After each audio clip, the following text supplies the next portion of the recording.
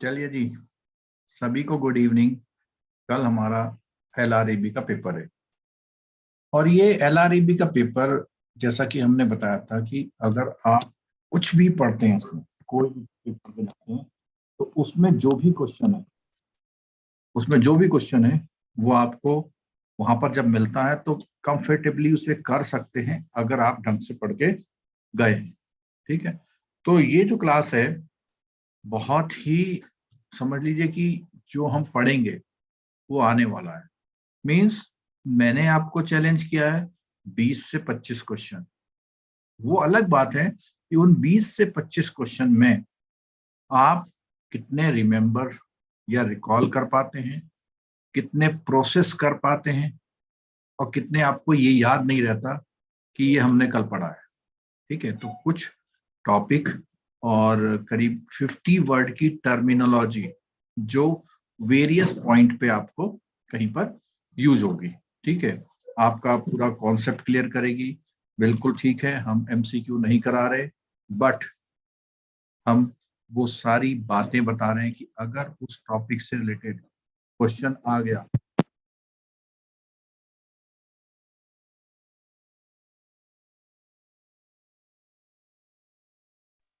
Sir आवाज नहीं आ रही।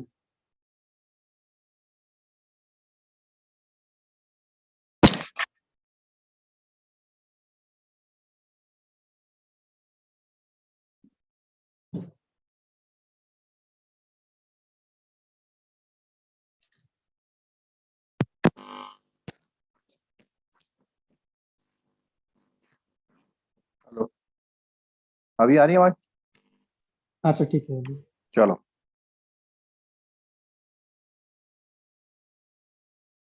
तो हम ये बता रहे थे कि जो भी जितना हम डिस्कशन करेंगे उसमें से क्वेश्चन वहाँ जरूर आएगा।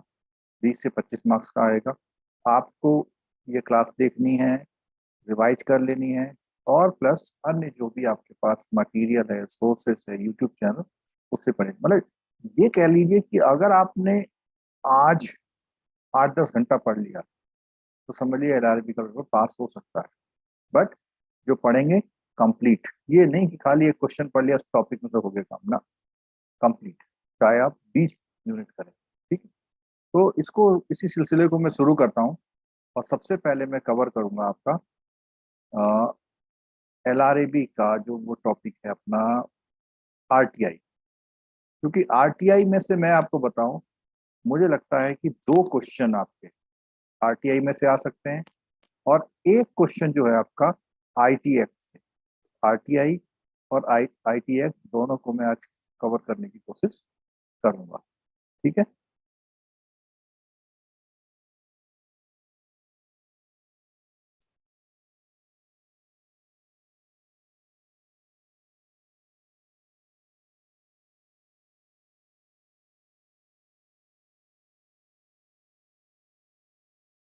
तो RTI का जब ये टॉपिक हम शुरू करेंगे तो सबसे पहले मैं इसको पूरा ब्रीफ बताऊंगा आपको।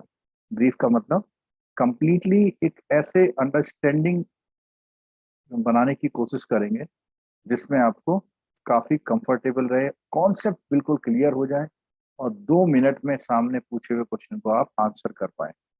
आपको 2 मिनट में चाहे कितना ही कॉम्प्लिकेटेड क्वेश्चन हो, वो आपको आंसर करने में मदद कर पाए। ठीक है, और मैं एक और रिक्वेस्ट करूंगा कि जितने भी लोग देख रहे हैं, प्लीज आप लोग पूरी क्लास अटेंड करिएगा। क्योंकि एनालिसिस तभी होगा जब आप पूरी क्लास को अटेंड करते हैं। जब पूरी क्लास को अटेंड करते हैं तभी आपको पता लगेगा कि कौन सा क्वेश्चन इसमें से आया है, कौन सा नहीं आया।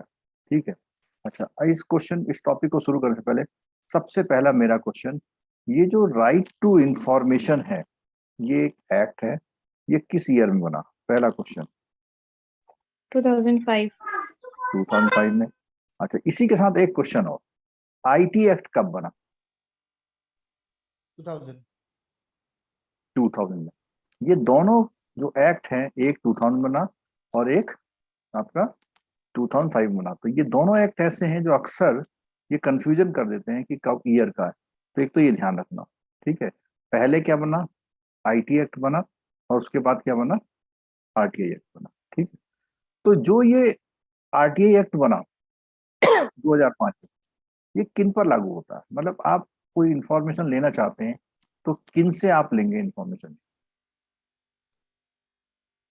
जल्दी से बताइए, आप किन से इंफॉर्मेशन लेंगे? आपको ये इंफॉर्मेशन, राइट टू इंफॉर्मेशन, आपको राइट है इंफॉर्मेशन लेने का, ये किससे लेंगे आप? सर सर गवर्नमेंट सभी रूल सर एंड कोई सभी भी किससे? संस्थानों से जहाँ से मतलब पब्लिक की डीलिंग होती है। अब एक क्वेश्चन आया जहां से पब्लिक की डीलिंग होती है, पॉइंट आया, और कोई पॉइंट इसमें? Public authority. Public authority, very good. और गवर्नमेंट ऑफिसेस। गवर्नमेंट ऑफिसेस, बिल्कुल ठीक है। पीएसयू। हाँ, मैं आपको बहुत सिंपल सा बताता हूँ कि जितने भी ऑर्गेनाइजेशंस हैं, पहली बात क्या बोला, इंडिविजुअल से नहीं, इंडिविजुअल से सूचना नहीं लेंगे आप कि बताओ भाई आपके घर में कितने पैसे रखे हुए हैं, ठीक है, इंडिविजुअल से नहीं, आपको सूचना लेनी होगी किसी भी इंस्टीट्यूशन से। किससे लेनी होगी? इंस्टीट्यूशन से। तो जब आप इंस्टीट्यूशन से सूचना लेंगे तो इंस्टीट्यूशन आपको वो जो सूचना आप मांग रहे हो देगा, इंस्टीट्यूशन। बट ये जो इंस्टीट्यूशन है, ये इंस्टीट्यूशन, अच्छा स्क्रीन में दिख रही, सॉरी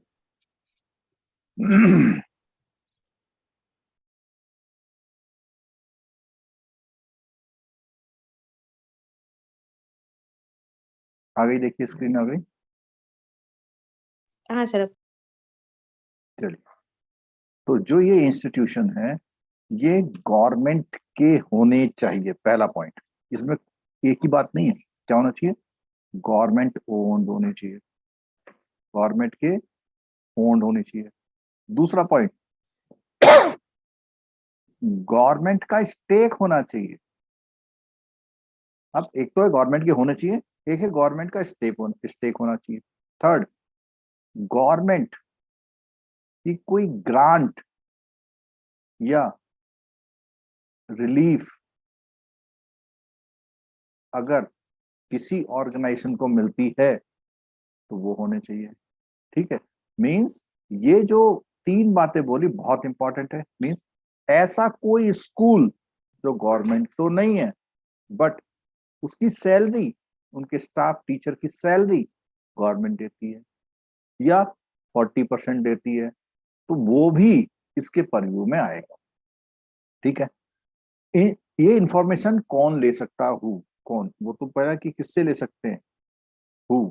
तो एक तो हो गया इंडिविजुअल, कौन?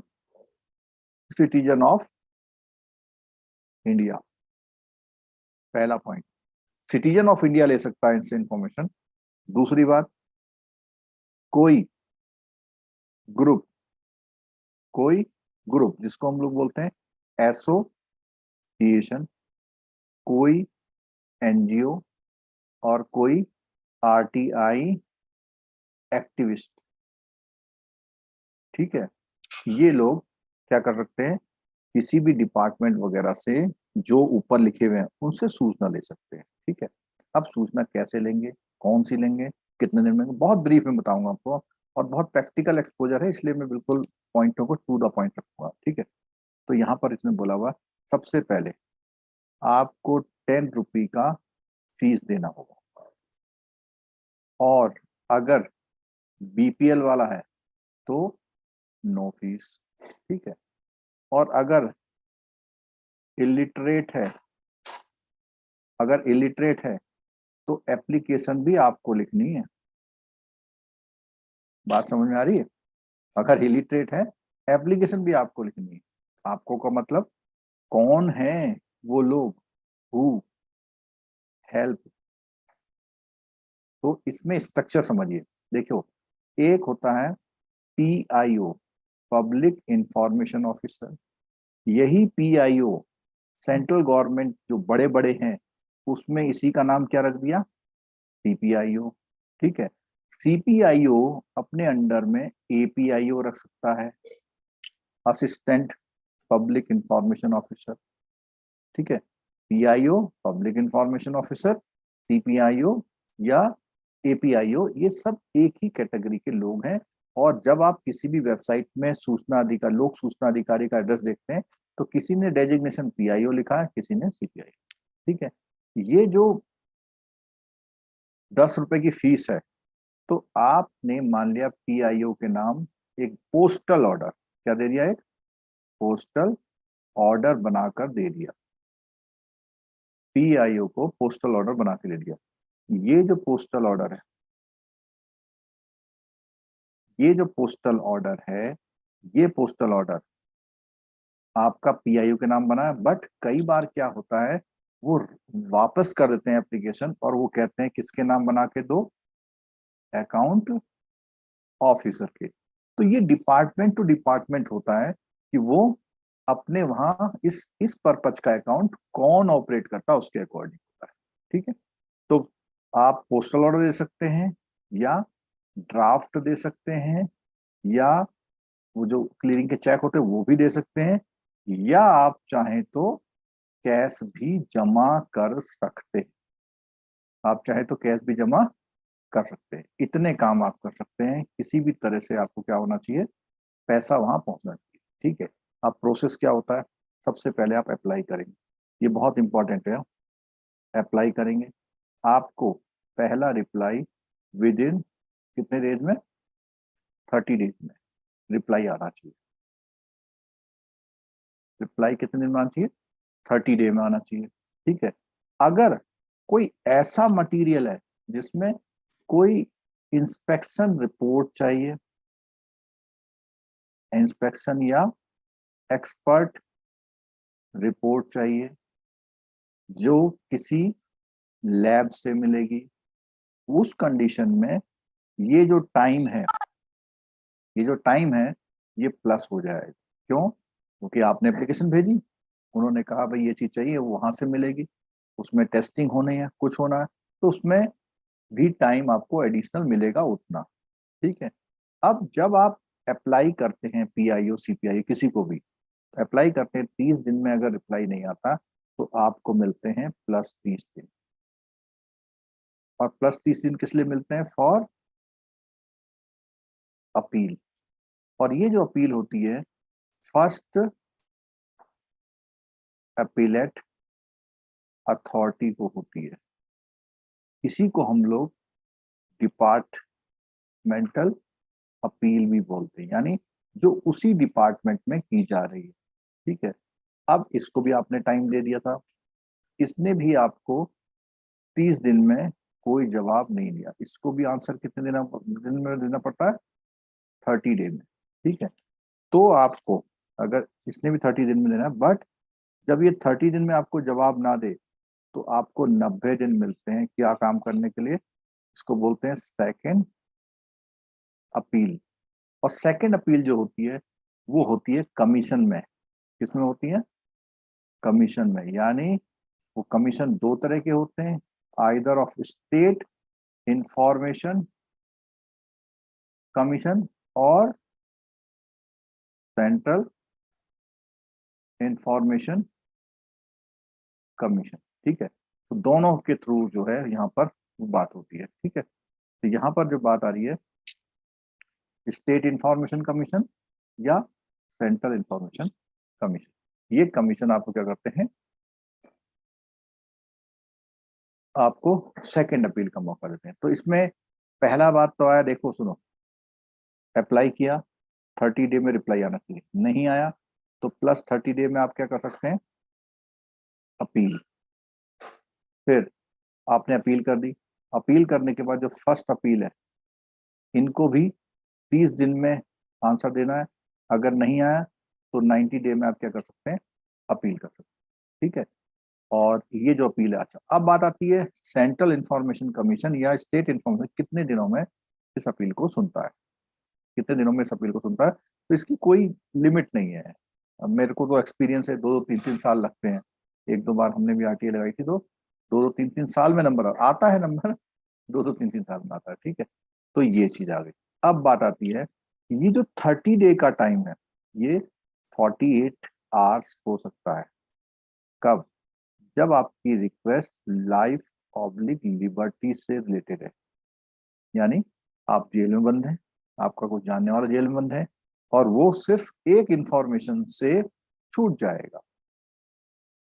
तो आप उस डिपार्टमेंट से जो सूचना मांग रहे हैं ऑर्गेनाइजेशन से, वो सूचना अगर मिल जाएगी तो वो छूट जाएगा। इसका मतलब लिबर्टी की बात आ गई। लाइफ, अब मान लिया कोई पेशेंट है, किसी हॉस्पिटल में गया और हॉस्पिटल में आपने बताया कि इनका एक इलाज चल रहा था वहाँ उस वाले हॉस्पिटल से, सरकारी हॉस्पिटल से, इसमें वो दवाई चल रही थी, डॉक्टर दिखाओ कौन सी, उन्होंने कहा "साहब, पता नहीं हमको", और वो दवाई चलेगी तो ये बच जाएगा। ठीक है, ऐसी कंडीशन में जो पब्लिक इंफॉर्मेशन ऑफिसर है वो 48 आवर में आपको इंफॉर्मेशन देगा। ठीक है, और ये जो प्राइवेट ऑर्गेनाइजेशन है, प्राइवेट ऑर्गेनाइजेशन ये बाउंड नहीं होते आरटीआई एक्ट।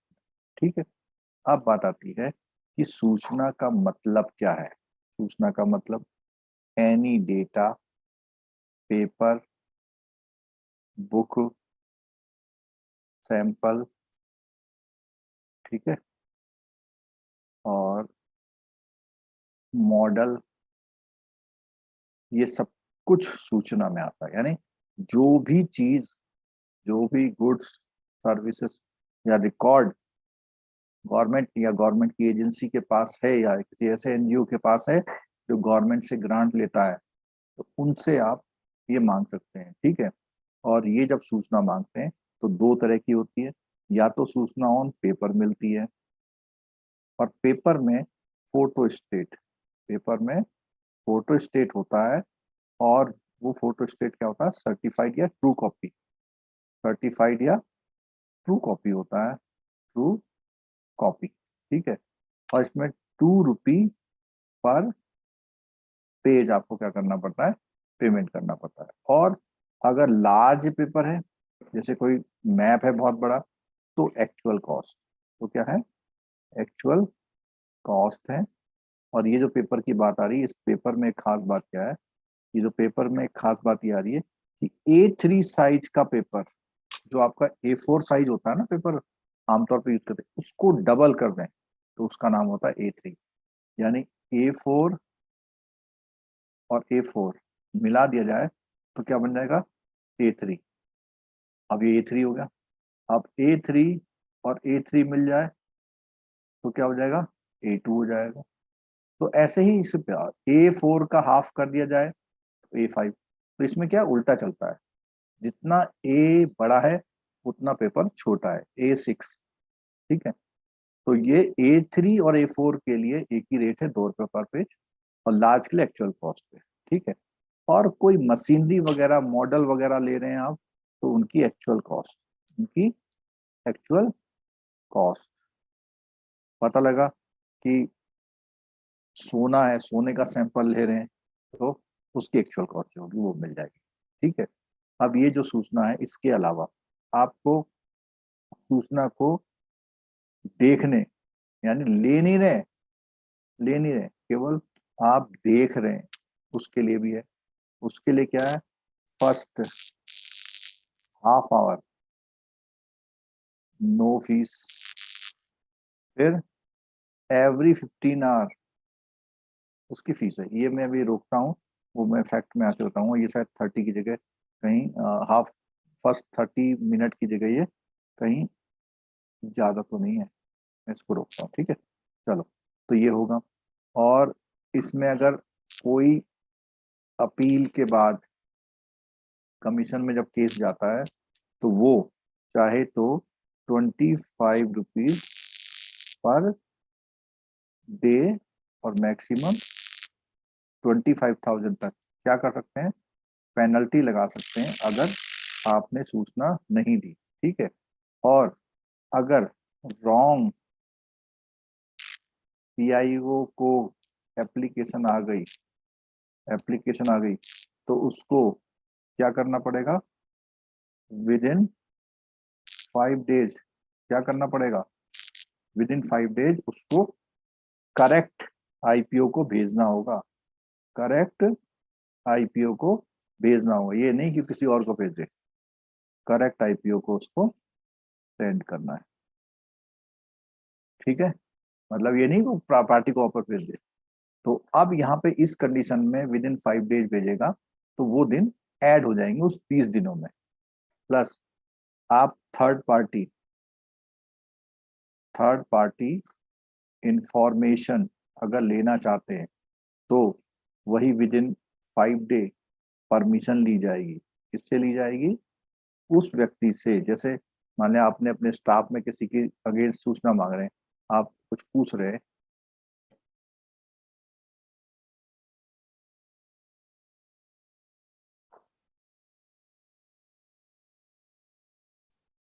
ये जरा आप लोग देखना यूट्यूब पे चल रही क्लास क्या? यूट्यूब पे देख रहे चल रही क्लास? नहीं चल रही सर, नहीं चल रही। नहीं चल रही, नहीं चल रही है।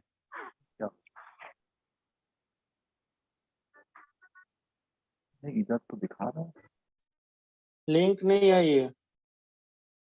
नहीं लिंक तो आपको शाम को ही आ गया होगा, ब्रॉडकास्ट में सुनना था। नोटिफिकेशन समय- नहीं आई है सर। है? नोटिफिकेशन नहीं आई। नहीं नोटिफिकेशन नहीं आना लगा, लेकिन वो जो आपको एक मैसेज आता है ना तो बड़ा चल सा, रही है, चल चल रही है। इम्पोर्टेंट क्लास है, मैं चाहता नहीं ना कोई भी मिस करे। वेरियस फेसबुक पे चैनल्स पे जो क्वेश्चंस आ रहे हैं, आप लोग पिछले 7 दिनों से पढ़ रहे हैं, क्या आपने वो क्वेश्चन कोई अटेम्प्ट करे किसी के? कुछ लग रहा है कि हाँ वो चीज पढ़ रखी है? हाँ सर, सी और डी वाले क्वेश्चंस आते हैं तो लगता है पढ़ा हुआ आ रहा है। कुछ हो भी पा रहे हैं सही सही?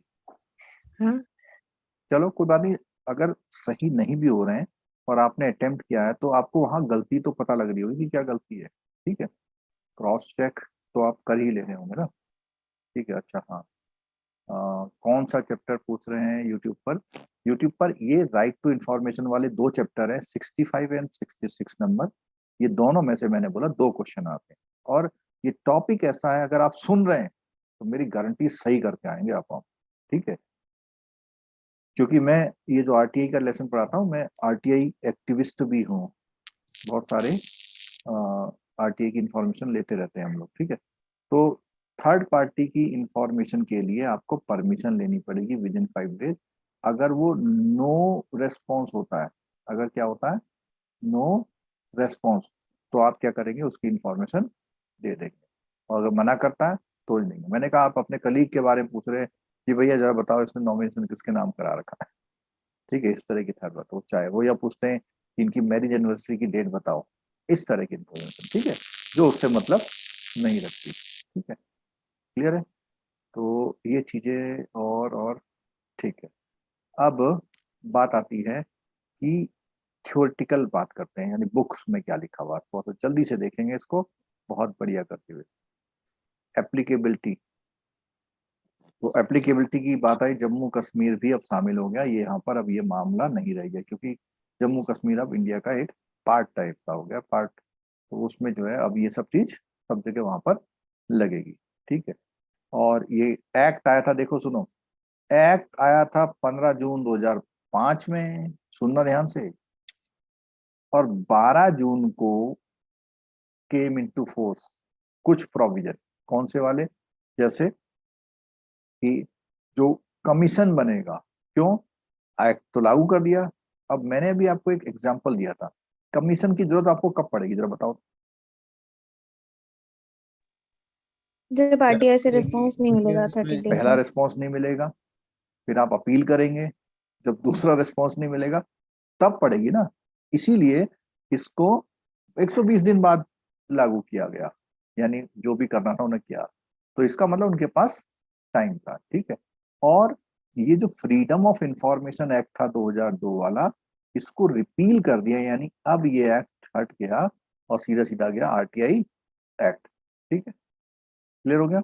As per the act the public authority has to publish certain particular about, और तो यहाँ पर क्या क्या चीजें हैं कि जो, अच्छा एक चीज और है कि पब्लिक अथॉरिटी को अपनी बहुत सारी इंफॉर्मेशन पहले से ही अपनी वेबसाइट पे, अपना जहाँ ऑफिस है वहां पर, या किसी बुकलेट से एक वहां पे पहले से छाप के रखनी है। ठीक है, organisation, function, duty, power, officers. ठीक है, और डिसीजन मेकिंग प्रोसेस क्या है, चैनल ऑफ सुपरविजन क्या है, कौन देखता है, अकाउंटेबिलिटी क्या है, norm set by the discharge of functions क्या है अगर नहीं करते हैं, ठीक है। रूल्स रेगुलेशन इंस्ट्रक्शन ये सारे पहले से ही रखने हैं, ठीक है। अच्छा, अब बात आती है, आगे आगे बढ़ते जाते हैं हम डेफिनेशन में। हाँ, एप्रोप्रिएट गवर्नमेंट। कौन definition of the public authority को बताया, can be either central government, state government. बोला था ना मैंने, central government is the appropriate authority to concern public authority established, constituted, owned, controlled substance। अब देखो यहाँ पे कोई established किया हुआ है, constituted किया हुआ है, owned किया हुआ है, controlled किया हुआ है, substantially finance किया हुआ है, ये सब चीजों को उन्होंने क्या माना, गवर्नमेंट अथॉरिटी माना हुआ है, ठीक है। ऐसे ही स्टेट गवर्नमेंट में established, constituted, owned, controlled, substantially finance और बाई फंड प्रोवाइड। तो वो जो मैंने बताया था कि अगर हेल्प भी मिल रही तो वो भी इस कैटेगरी में आते हैं, ठीक है। अच्छा, इसमें जब हम इंफॉर्मेशन की बात बने थे तो इसमें कंट्री के इंटीग्रिटी या किसी के पेटेंट की इंफॉर्मेशन, किसी के ट्रेडमार्क, नो हाउ, ऐसी इंफॉर्मेशन को हम लोग इसके तहत नहीं देते हैं, ठीक है। Information means any material in any form, कोई भी चीज किसी भी फॉर्म में, चाहे वो रिकॉर्ड हो, डॉक्यूमेंट हो, मीमोज हो, ईमेल्स हो, ओपिनियंस हो, एडवाइसेस हो, प्रेस रिलीज हो, circular, order, log book, contract, report, paper, sample, model, data material is held by the electronic. कुछ भी जो इलेक्ट्रॉनिक फॉर्म वाला है वो भी सब कुछ मिला के आपकी इंफॉर्मेशन का निर्माण करता है, ठीक है। पब्लिक अथॉरिटी कौन है, उसने कहा बॉडी और institution of self government establish. क्या क्या है public authority, under the constitution ने बनाई हो, पार्लियामेंट ने, स्टेट ने या अप्रोप्रिएट गवर्नमेंट ने, ठीक है। अप्रोप्रिएट गवर्नमेंट में बॉडी ओन जो पहले वो था, ठीक है, वही सब चीजें। यहाँ आ गया non government organisation substantially finance, जो मैंने बोला ना उनको मदद मिलती है डायरेक्टली और indirectly, funds provided by the appropriate government, वो भी आता है, ठीक है। चलो, अभी ये बात आई यहाँ पे कि जो इंफॉर्मेशन जो डिफाइन किए हैं क्या है, right to information established which is held under the control of any public authority and include कौन से right, जो right क्या मिल रहे हैं, ठीक है। इंफॉर्मेशन के right कौन सी, आप उनका काम, डॉक्यूमेंट, रिकॉर्ड चेक कर सकते हो, टेकिंग नोट्स, एक्सट्रैक्ट और सर्टिफाइड कॉपीज ऑफ डॉक्यूमेंट और रिकॉर्ड सकते हो, taking certified samples of material रख सकते हो, मैंने बोला था सैंपल मटेरियल भी ले सकते हैं, ठीक है। और डिस्क में, फ्लॉपी में, टेप में, जो भी वहां रिकॉर्ड रखा, किसी भी तरह का प्रिंट आउट है, नक्शा है, कुछ भी ले सकते हैं। और इसमें एक बात और है, जब आप इंफॉर्मेशन मांगेंगे इसमें केवल वो इंफॉर्मेशन मिलती है जो आपको आमतौर पर पेड फीस से नहीं मिलती। मतलब जैसे आप अपनी लैंड की खतौनी बोलते हैं ना, खतौनी निकालना चाहते हैं तो उसके लिए आरटीआई में जाने की जरूरत नहीं है, उसकी फीस दीजिए, काउंटर पे जाइए, आपको मिल जाएगी। समझ में आ रही बात, जिस चीज के लिए पहले से फीस तय करके मिलती हैं चीजें उनको आरटीआई में नहीं मांगना है, ठीक है। तो ये हमारा बेसिक इसमें पहला वाला चैप्टर था। अब हम देखते हैं दूसरा 66 वाला।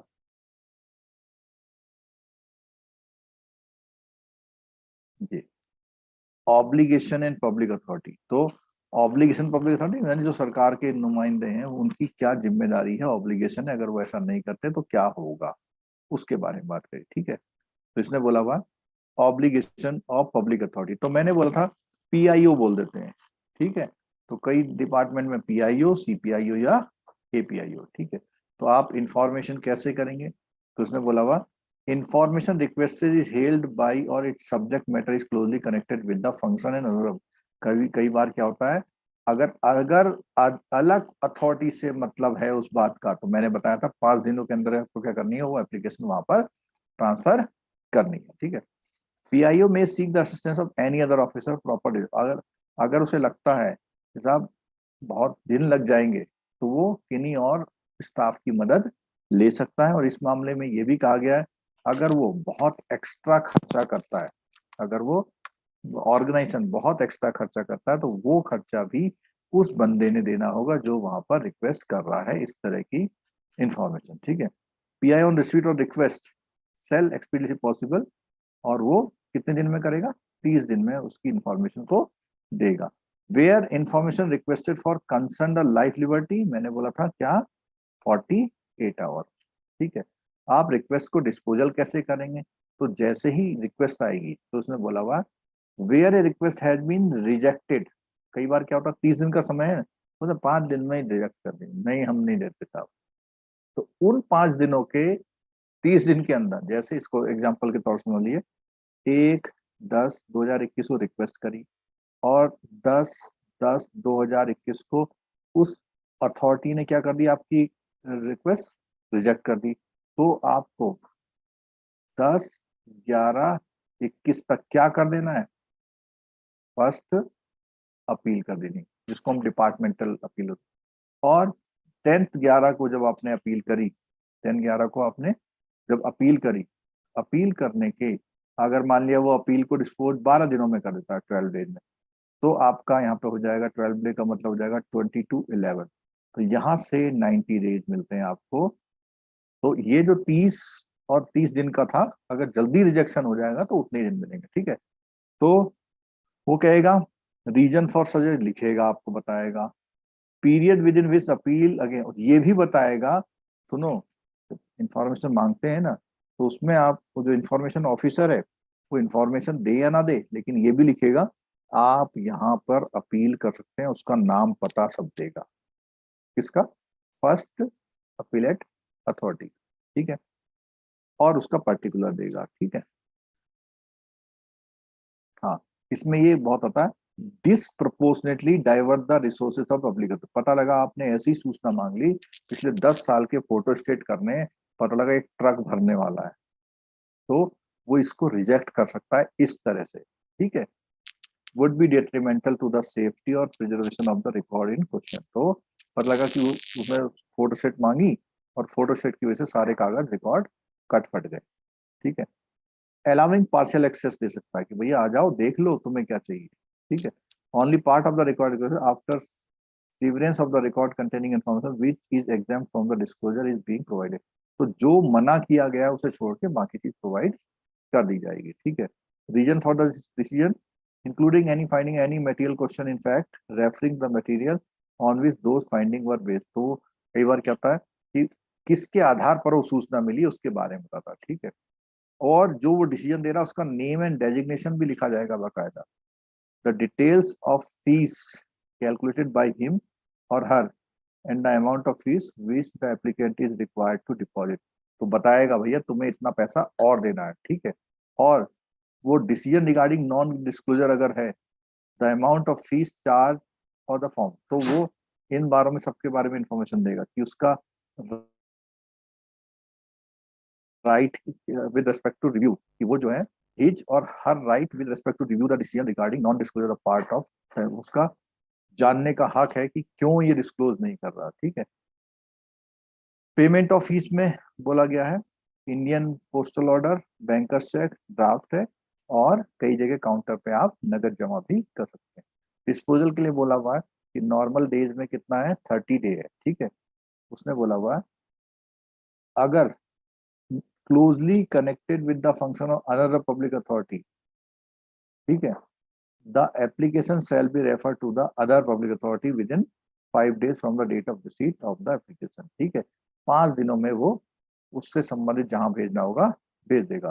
ये लिखा ना, is received by another public authority or the information is more closely connected. कई बार क्या होता है किसी और पब्लिक अथॉरिटी से कनेक्टेड तो वहां देंगे। ठीक है, और इसमें हाँ, A4 साइज का, A3 साइज का हमने बताया था 2 रुपीज पर पेज। ठीक है, और बड़े के लिए ओरिजिनल सैंपल मॉडल की एक्चुअल कॉस्ट, हाँ ये देखो ये आ गया, फर्स्ट आवर है। मैं बोल रहा मैं थोड़ा कंफ्यूज हो गया था, 30 मिनट नहीं है, कितना मिनट है, 60 मिनट तक आप कितने ही रजिस्टर पलट लो उसके, कोई दिक्कत। और उसके बाद 5 रुपीज पर 15 मिनट। ठीक है, the period intervening between the dispatch of the intimation for payment of fees and actual payment shall be excluded for reckoning the period of। अब इसमें बोला हुआ कई बार डिस्पैच में टाइम लग जाता तो वो एडिशनल मिल जाएगा, मैंने पहले ही बता दिए थे। ठीक है, थर्ड पार्टी इंफॉर्मेशन के लिए मैंने बता दिया था कितने दिन लग मिलेंगे आपको, आपको 5 डेज के अंदर उसको वो रिक्वेस्ट, उससे रिटर्न रिक्वेस्ट भेजनी है। किसको? जिसकी इंफॉर्मेशन आपने मांगी। अगर वो मना कर दे ठीक है, नहीं मना करता तो क्या माना जाएगा कि वो मना नहीं कर रहा, दे दो आप, ठीक है।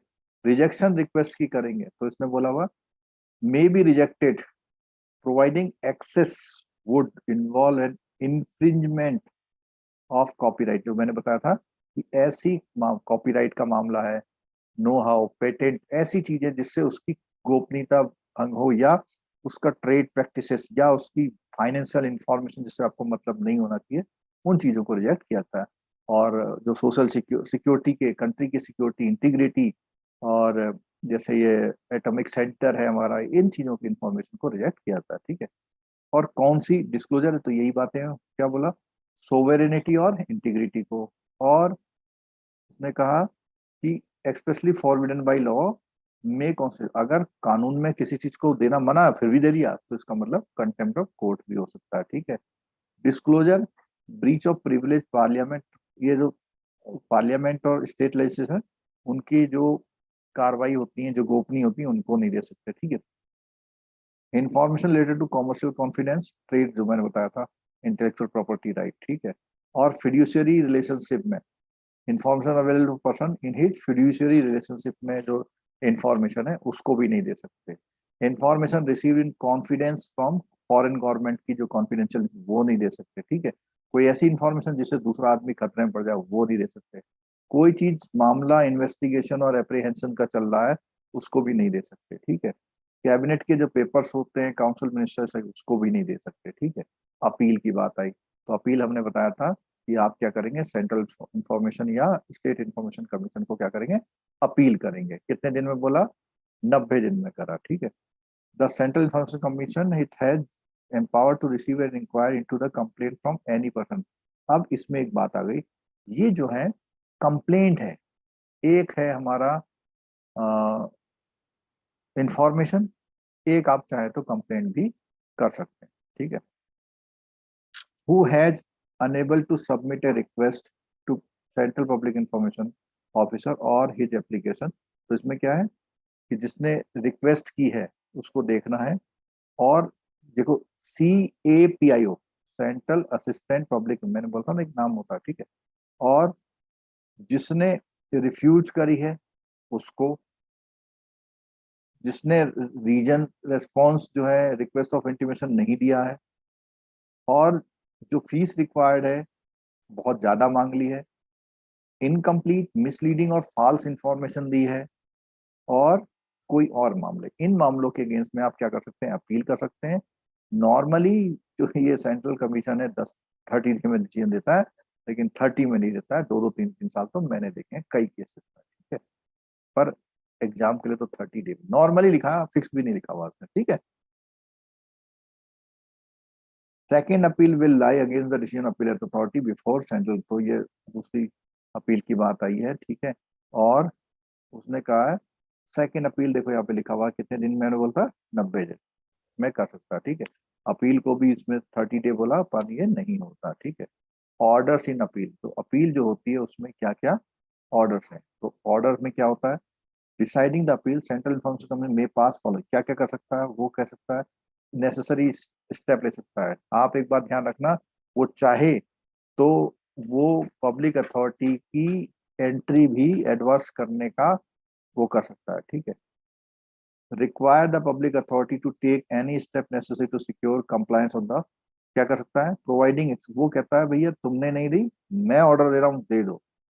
दूसरा क्या कर सकता है, बाय अपॉइंटिंग ए CPIO, उसके लिए अलग से CPIO अपॉइंट कर सकता है।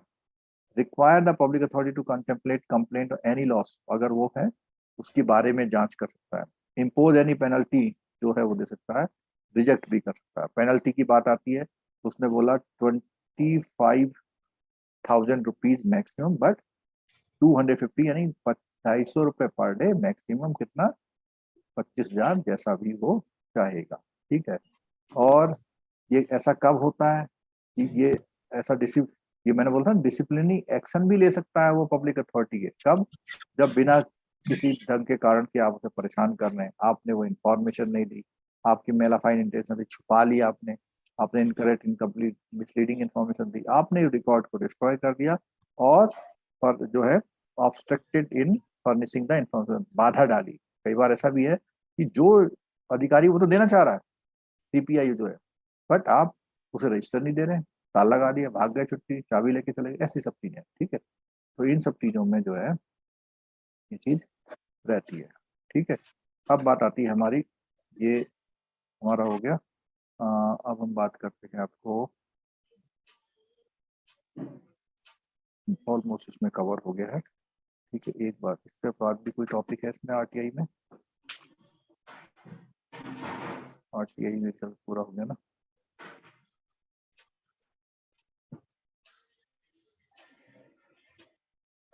आरटीआई पूरा हो गया। एक मैं अभी इंफॉर्मेशन एक्ट भी ले लेता हूँ, क्योंकि मुझे पता है कि इंफॉर्मेशन एक्ट में से भी आपको डायरेक्ट, जो मैं आज पढ़ाने वाला हूँ 10 मिनट में, सॉलिड कुछ पक्का वाला।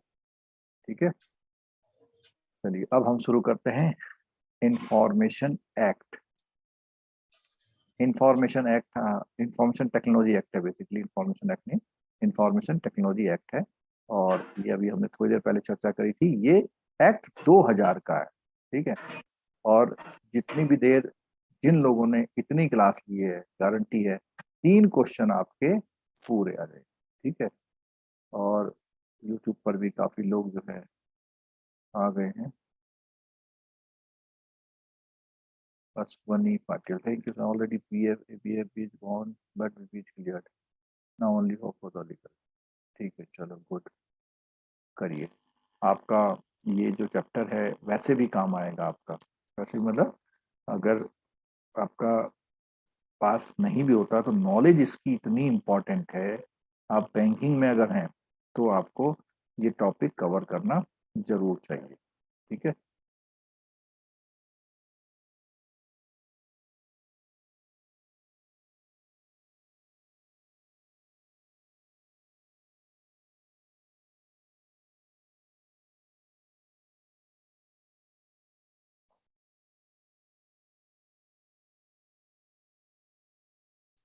अब आप लोगों के लिए सहूलियत इतनी हो गई है, इतने सारे टीचर पढ़ा रहे हैं आपको, और फिर भी आप पास ना हो तो गलत बात है भाई। इतने सारे टीचर लगे हुए हैं, कोई सुबह लगा, कोई शाम लगा, है ना।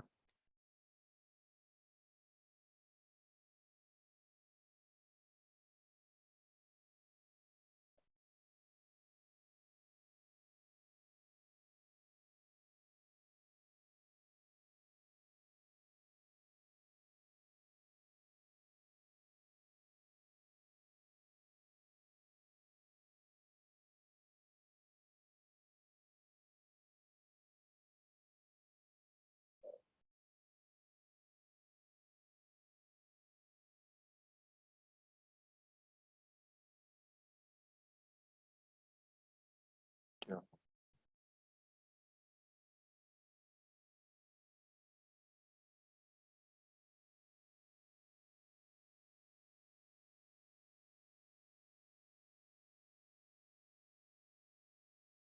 चलिए, टॉपिक खुल गया है।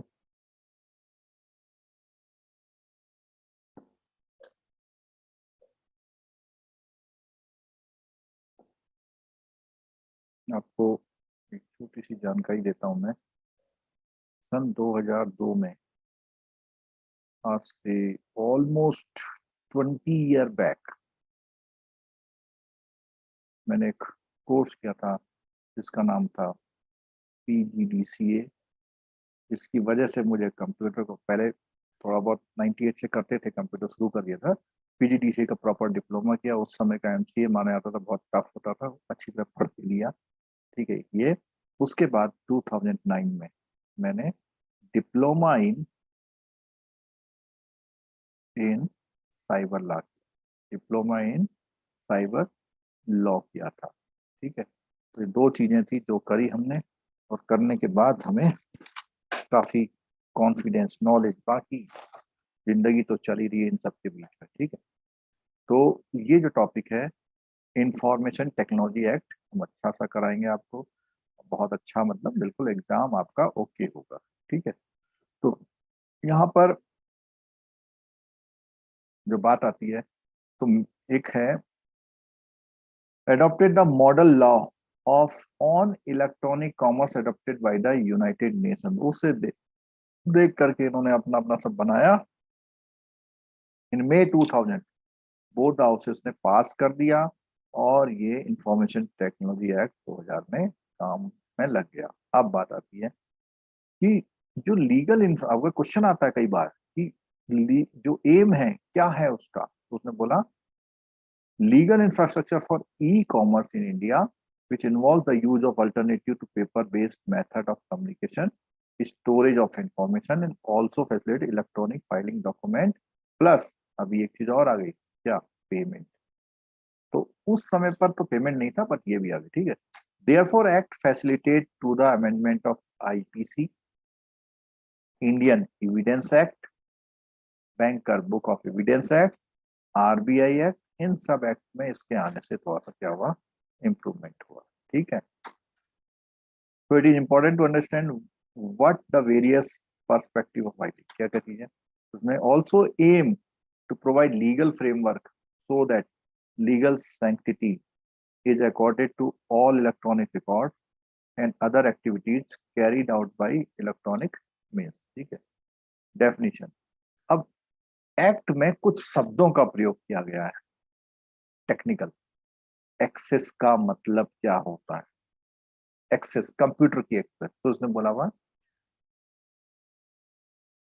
With its grammatical variation and cognate expressions means gaining entry into, किसी के अंदर घुस जाना, इंस्ट्रक्ट कर देना, कमांड चला देना, माउस क्लिक कर देना, कम्युनिकेट कर देना, ईमेल भेज देना, अर्थमेटिकल कुछ कैलकुलेशन कर देना, या मेमोरी फंक्शन के रिसोर्सेस जो कंप्यूटर के हैं, कंप्यूटर सिस्टम और इन सबको कर। ठीक है, addressee means a person who is intended by the originator to receive the electronic record but does not include any intermediate. तो एड्रेसी कौन है?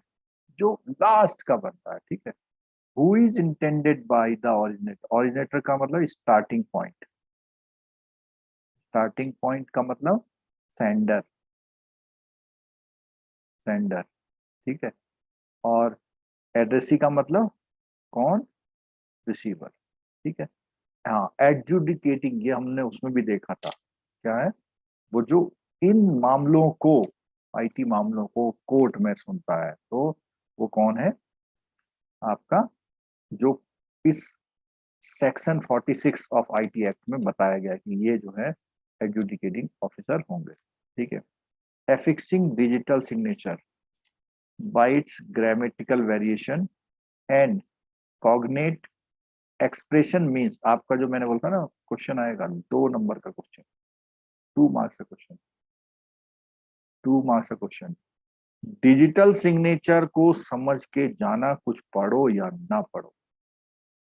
ठीक है, with its grammatical variation and cognate expression means adoption of any methodology procedure by a person for the purpose of authenticating an electronic record by means of it। मतलब कुछ electronically भेज रहे हैं, कैसे माने वो सही है या गलत है?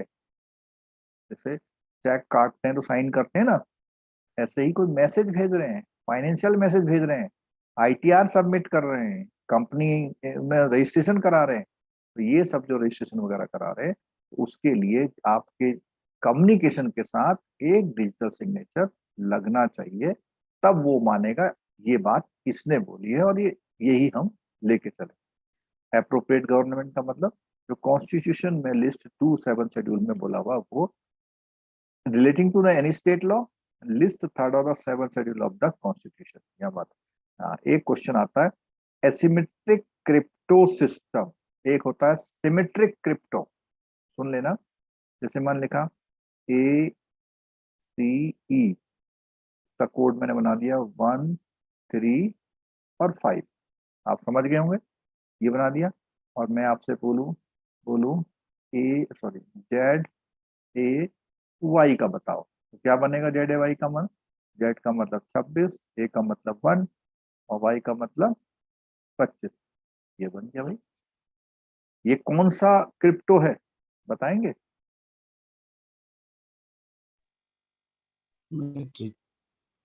सिमेट्रिक। हर बार इसका आंसर ये आएगा। एसिमेट्रिक में हर बार अलग आएगा, पता ही नहीं लगेगा ये किसका कोड है। ठीक है, हर बार कोड नया जनरेट होगा। तो उसने बोला सिक्योर की पेयर से, जो कि प्राइवेट की और पब्लिक की होती है। अभी आगे बताऊंगा। सर्टिफाइंग अथॉरिटी कौन होती है? जिसने डिजिटल सिग्नेचर सर्टिफिकेट इशू करने का लाइसेंस दिया। अब यहाँ पे देखना सुनना, एक तो है यूजर या डिजिटल सिग्नेचर होल्डर, एक तो ये, ठीक है, एक तो यूजर हो गया और एक हो गया डिजिटल सिग्नेचर होल्डर। अब बात करती है कि इशूअर, जिसने इसको डिजिटल सिग्नेचर इशू किया है, और एक है जिसने लाइसेंस दिया, यानी अथॉरिटी। अब यहाँ पे बीच में लिख रहा हूं MTNL। क्या लिख रहा हूं? MTNL, यानी कि गवर्नमेंट ने अथॉरिटी दी है किसको? MTNL को, कि आप क्या करें? डिजिटल सिग्नेचर इशू करें। तो MTNL यहां पर कौन है देखिएगा। MTNL कौन है? Certification practice statement means statement, sorry ऊपर वाला। Certifying authority means a person who has been granted a license to issue a digital signature। तो इसमें ये सर्टिफाइंग अथॉरिटी है जो क्या कर रही है। कौन सी सर्टिफाइंग अथॉरिटी इसमें? ये वाली certifying authority of digital signature. ठीक है, अब आगे आते हैं हम लोग। Computer means electronic, magnetic, optical, ये सब कुछ क्या है? ये ध्यान रखना, logical, arithmetic, memory function, manipulation, सब कुछ इलेक्ट्रॉनिक। यहाँ तक कि ऑप्टिकल इम्पल्सेस, जो लाइट आती है ना, लाइट, वो भी include all input output processing, तो सब कुछ। कंप्यूटर नेटवर्क का मतलब क्या है? जो आपका कंप्यूटर का सारा का इंटरकनेक्शन है, पूरा नेटवर्क, चाहे वो सैटेलाइट हो, माइक्रोवेव हो, टेरेस्ट्रियल लाइन हो, जो हमने आईटी में पढ़ा था। ठीक है, कॉम्प्लेक्स कंसिस्टिंग टू और मोर इंटरकनेक्टेड कंप्यूटर हो, सब कुछ नेटवर्क में आता है। कंप्यूटर रिसोर्स का मतलब computer, computer system, computer network और उसके आसपास की सारी चीजें। कंप्यूटर सिस्टम इसमें बोला हुआ सारा देखो। Output support devices excluding calculation, not programmable. But ये इसमें ध्यान रखना कि जो ऐसी डिवाइस जो इंक्लूड करती है इनपुट आउटपुट, ठीक है, एंड एक्सक्लूडिंग कैलकुलेटर, कैलकुलेटर अलग चीज है, ठीक है, जो प्रोग्रामेबल नहीं है उनको हटा दो। जो प्रोग्रामेबल है वो कंप्यूटर की डेफिनेशन में आ सकते हैं। ठीक है, controller name, controller of certifying authority, यानी ये कंट्रोलर है। कौन?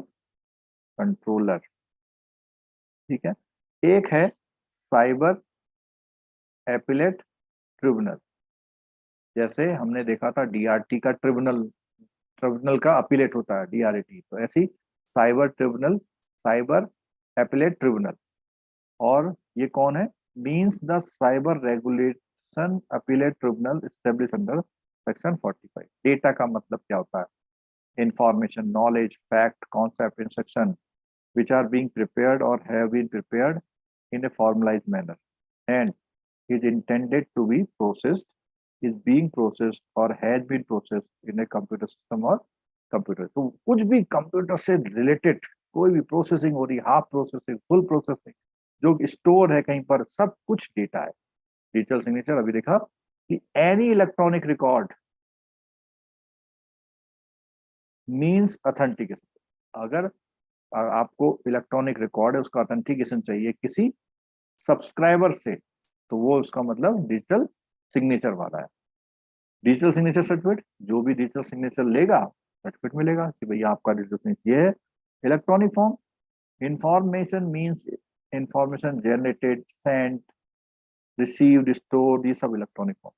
Electronic gazette, official gazette publish in the electronic form, जो हमारे जैसे आपने देखा होगा कुछ भी नया चेंज आता है देश में तो उसका एक सर्कुलर, देश का सर्कुलर निकलता है, उसे गजेट बोलते हैं। बट वही गजेट अगर इलेक्ट्रॉनिक फॉर्म में निकले तो उसे इलेक्ट्रॉनिक गजेट बोलते हैं। इलेक्ट्रॉनिक रिकॉर्ड में डेटा, रिकॉर्ड और डेटा जनरेटर ये सब कुछ आ गया। फंक्शन, इंफॉर्मेशन में सब कोई intermediary. Any particular electronic message means any person who on behalf of the other person receives, stores, transmit। तो जो बीच में आते हैं इन डेटास को आगे वो करते हैं। की पेयर, पब्लिक और प्राइवेट की का जोड़ा अभी आगे बताऊंगा मैं, ठीक है। लाइसेंस का मतलब licence granted to certifying authority, जैसे कौन था, MTNL को जो मिला वो लाइसेंस है, ठीक है। ऑरिजिनेटर, जो सेंड, अभी मैंने बोला था सेंडर को ऑरिजिनेटर बोलते हैं, ठीक है। प्रेस्क्राइब मीन्स हो गया प्राइवेट की, पब्लिक। हाँ, इसमें थोड़ा सा देख लेना प्राइवेट की का मतलब क्या। प्राइवेट की का मतलब होता है key pair use to create, creator जो होता है प्राइवेट वाला होता है, और जो रिसीवर होता है सर्टिफाई करता है, जो वो वेरीफाई करता है, वो कौन सा की वाला होता है, पब्लिक। अभी मैं इसको आगे बताऊंगा, ठीक है। Secure system means computer hardware software procedure that are reasonably secured from अनर, अगर जिसमें आप अनऑथराइज्ड एक्सेस नहीं कर पाए, मिसयूज नहीं कर पाए, तो सिक्योर सिस्टम है। Provide a reasonable level of reliability and correct operation, are reasonably suited to performing the intended function, adhere to generally accepted security procedures, ठीक है। Security procedures means the security procedure prescribed under section 16 by the central government, ठीक है, ठीक हो गया। Subscriber कौन होता है, जिसके पास जो हैविंग क्या डिजिटल सिग्नेचर, वो subscriber. Verify, relation to digital signature, electronic record, public key with the grammatical variation. मतलब इसमें जो ये वर्ड शब्द आ रहा है ना, ग्रामेटिकल वेरिएशन, जो लिखा है वही वहां पहुंचे, अगर जरा सा बदलाव होगा ना ये पकड़ लेगा, ये वेरीफाई नहीं करेगा उस मैसेज को, ठीक है। इलेक्ट्रॉनिक गवर्नेंस का मतलब होता है सुशासन, अच्छी तरह काम करने का तरीका।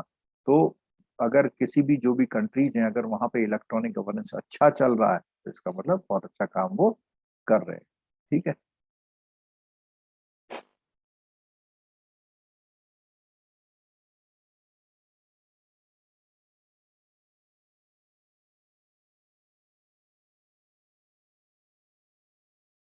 सर्टिफाइंग अथॉरिटी मैंने बता दिया, हाँ, डिजिटल सिग्नेचर सर्टिफिकेट हो गया।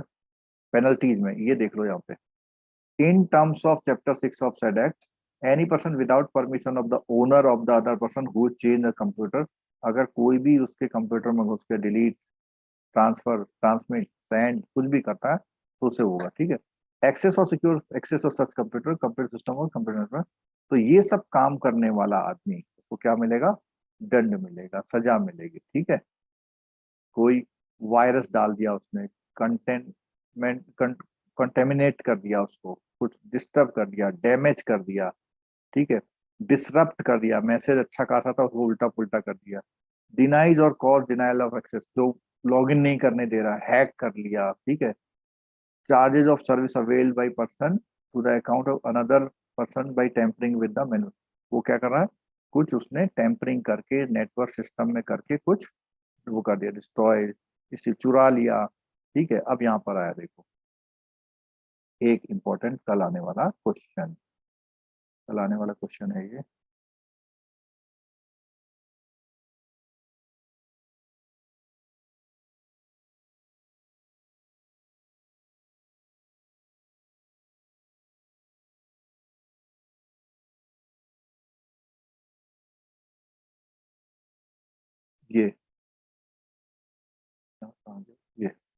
Talk about the penalty education very, तुमने बोला penalty for damage to computer system has been fixed और damage by way of compensation not exceeding 1 crore to, मतलब 1 करोड़ अप टू 1 करोड़ तक का कंपनसेशन मिल सकता है।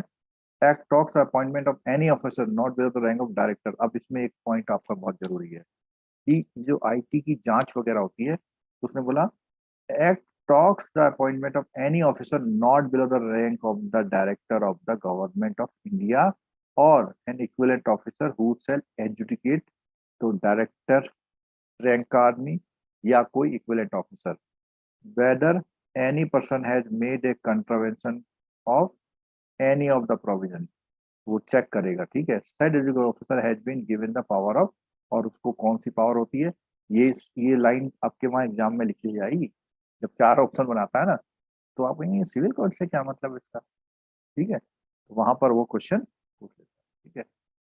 अच्छा, जो भी हमारा समय बचा हुआ है, आप लोग इस बात से बिल्कुल वो मत करिए क्या, अरे साहब इतना कम समय बचा क्या होगा साहब, अरे जो हम बता रहे हैं उसे सुनो, उससे भी बेड़ा पार होगा, हो सकता है 2-4 नंबर कम आ रहे हो, यहीं से काम हो जाए। अमित पांडे जो बरेली और झांसी सेंटर का एग्जाम पोस्टपोन हो गया है। अच्छा, मेरे को जानकारी नहीं है क्यों हुआ होगा, तो ये जानकारी पर कंफर्म कर लेना भैया, ठीक है। मॉड्यूल ए और बी का कोशिश करूंगा मैं, ए का तो नहीं, बी का कुछ करूंगा मैं, ठीक है, देखते रहिए। बाकी बगल में दूसरा बुक रख लीजिए, आपका कुछ ना कुछ भला होता रहेगा, ठीक है। अभी आप लोगों को CIB भी करना है, CIB अच्छी तरह करना पड़ेगा इस बार। चलो, सिक्योरिटी प्रोसीजर, सिक्योरिटी प्रोसीजर, ठीक है। तो सिक्योरिटी प्रोसीजर में कैसे करेंगे, तो उसने बोला हुआ prescribe the security procedure having regarded the commercial circumstances prevailing at the time when procedure was used to including, तो क्या करेंगे कि कैसे नेचर ऑफ ट्रांजेक्शन कैसे हैं, level of sophistication of parties with reference to their technology, उनकी capacity के साथ पर लगा आपने सारे IT प्रोफेशनल को कुछ दे दिया, उन्होंने कहा कांड कर गए, ठीक है। वॉल्यूम और similar transaction engage by the other party, ठीक है। Availability of alternative offered by but rejected by any party, ये 4 सिक्योरिटी प्रोसीजर में एक क्वेश्चन आपका आ सकता है। अपील, अगर मान लिया आप साइबर आपने शिकायत करी और उस शिकायत से आपको क्या हुआ, सही मतलब सर्टिफाई नहीं है, तो आप साइबर स्क्रैट को, साइबर रेगुलेशन अपीलेट ट्रिब्यूनल को शिकायत करेंगे, ठीक। इन्वेस्टिगेशन, वो इन्वेस्टिगेशन करेगी इसमें, ठीक है। और कौन करेगा, देखो सुनो, police officer not below the rank of DSP, आपके पास कोई कंप्यूटर की जांच वगैरह करने आता है, बैंक में भी तो दरोगा आता है, तो वो आमतौर पर पूछताछ तो कर सकता है, बट रिकॉर्ड को कब्जा लेने में इसमें कहा जाता है कि वो सुप्रिंटेंडेंट ऑफ पुलिस ऑथोराइज करेगा उसको। These offences include the tampering with computer sources, publishing information which is option of the hacking, ये सब करने का, ठीक है। डिजिटल सिग्नेचर के बारे में यहाँ बात करते हैं, आपके यहाँ समझा देते हैं आपको, और जो क्वेश्चन है वो डिजिटल सिग्नेचर का मैंने बोला इसमें आएगा। क्या इसमें एक और टॉपिक है क्या IT का?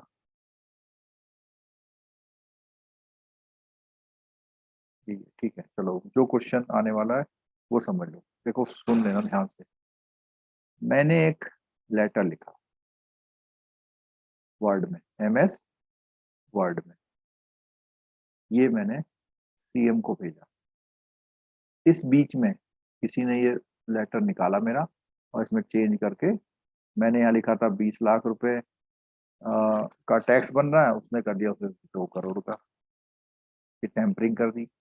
ये टेम्परिंग कब नहीं होती है, जब आप इसके साथ क्या लगाते हैं, डिजिटल सिग्नेचर, आप इसके साथ क्या लगाते हैं, डिजिटल सिग्नेचर लगा देते हैं।